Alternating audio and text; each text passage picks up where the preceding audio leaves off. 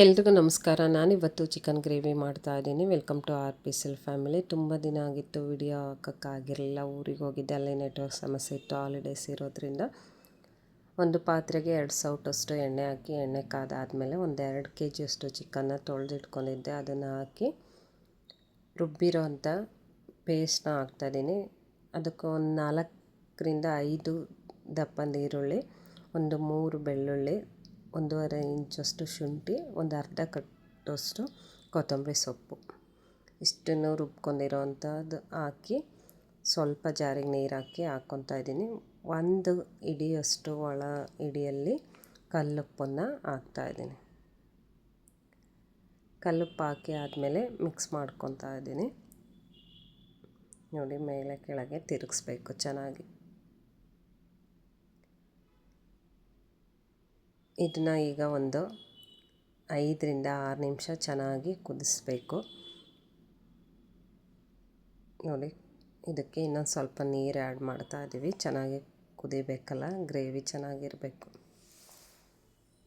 ಸ್ವಲ್ಪ ನೀರು ಆ್ಯಡ್ ಮಾಡ್ಕೊಬೇಕು, ಯಾಕಂದರೆ ಪೂರ್ತಿಯಾಗಿ ಕುದಿಬೇಕು ಚಿಕನ್ನು. ಇದಕ್ಕೆ ಈಗ ಬೆಂದಿದೆ ಚಿಕನ್ನು. ಇದಕ್ಕೆ ಒಂದು 3ರಿಂದ 3.5 ಟೇಬಲ್ ಸ್ಪೂನಷ್ಟು ಖಾರದ ಪುಡಿನ ಆ್ಯಡ್ ಮಾಡ್ತಾಯಿದ್ದೆ. ಖಾರದ ಪುಡಿ ಹಾಕಿ ಆದಮೇಲೆ ಸೌಟಿಂದ ತಿರುಗಿಸ್ಬೇಕು. ಚೆನ್ನಾಗಿ ಕುದಿ ಬಂದಿದೆ. ಒಂದು 4ರಿಂದ 5 ನಿಮಿಷ ಚೆನ್ನಾಗಿ ಕುದ್ದು ಆದಮೇಲೆ ರುಬ್ಬಿರೋ ಅಂಥ ಕಾಯಿ ಮಸಾಲಾನ ಹಾಕ್ತಾಯಿದ್ದೀವಿ. ಇದಕ್ಕೆ ಸ್ವಲ್ಪ ಚಕ್ಕೆ, ಸ್ವಲ್ಪ ಧನಿಯಾ ಪೌಡ್ರು, ಒಂದು ಅರ್ಧ ಒಳಕೆಯಷ್ಟು ಕಾಯಿನ ಮಿಕ್ಸ್ ಮಾಡ್ಕೊಂಡಿದ್ದೀವಿ.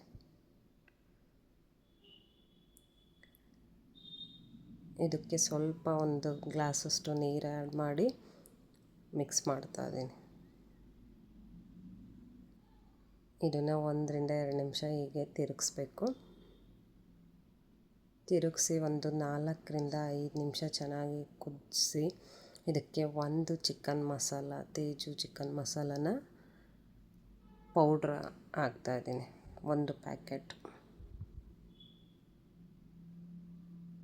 ಸಿಂಪಲಾಗಿ ಬೇಗನೆ ಆಗೋಗುತ್ತೆ. ಚಿಕನ್ ಮಸಾಲ ಹಾಕಿ ಆದಮೇಲೆ ನೀಟಾಗಿ ತಿರುಗಿಸ್ಬೇಕು. ಒಂದು 5 ನಿಮಿಷ ಚೆನ್ನಾಗಿ ಕುದಿಸ್ಬೇಕು. ಸಿಂಪಲಾಗಿ ಚಿಕನ್ ಗ್ರೇವಿ ಚಪಾತಿ, ರೊಟ್ಟಿ, ದೋಸೆ,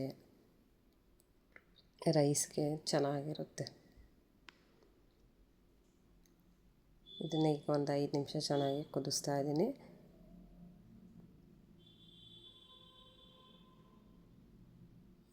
ಈಗ ನೋಡಿ, ಕುದೀತಾ ಇದೆ. ಚಿಕನ್ ಗ್ರೇವಿ ರೆಡಿಯಾಗೋಯಿತು. ನಮಗೆ ಎಷ್ಟು ಬೇಕಷ್ಟು ತಿಕ್ನೆಸ್ಸಿಗೆ ನೀರು ಹಾಕೊಂಡ್ರೆ ಸಾಕು. ಸಿಂಪಲ್ಲಾಗಿ ಚಿಕನ್ ಗ್ರೇವಿ ರೆಡಿ ಆಯಿತು. ಇಷ್ಟ ಆದರೆ ಒಂದು ಲೈಕ್ ಮಾಡಿ, ಕಮೆಂಟ್ ಮಾಡಿ, ಶೇರ್ ಮಾಡಿ. Thank you for watching.